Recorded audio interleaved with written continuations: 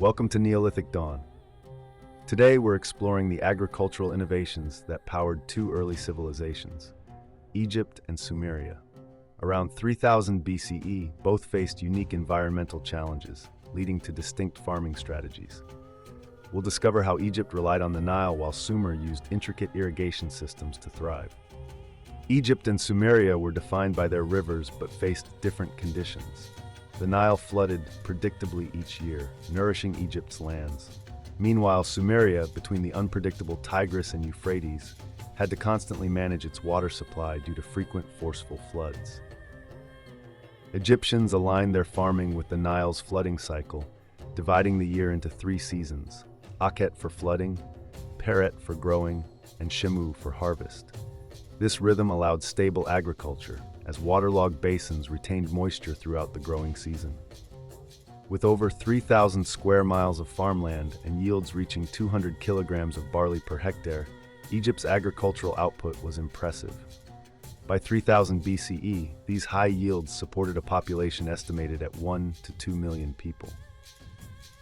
To irrigate beyond the Nile's reach, Egyptians developed tools like the shaduf, a lever-based water-lifting device. These simple yet effective tools help farmers extend the reach of the Nile's floodwaters to higher grounds effortlessly. In Sumeria, managing the erratic Tigris and Euphrates was crucial. Sumerians developed extensive networks of canals, levees, and dikes to channel water during dry seasons and safeguard crops from floods, transforming arid lands into productive farmland. By 3000 BCE, Sumerians constructed over 3,000 miles of canals. However, extensive irrigation led to soil salinization, reducing wheat yields. Consequently, Sumerians adapted by focusing on salt-resistant barley as their primary crop. Egyptians cultivated emmer wheat, barley, and flax in the nutrient-rich Nile silt. Flax was crucial for linen, while papyrus served various purposes, supporting Egypt's administrative and cultural advancements. In Sumeria, barley became the staple due to its resilience to salinity. Dates were vital for nutrition, while onions, garlic, and lettuce diversified their diet, helping them cope with challenging soil conditions.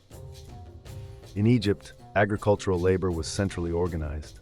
Farmers paid harvest taxes stored in large granaries under state control, which stabilized food supply and empowered pharaohs by fortifying their rule through resource stockpiling.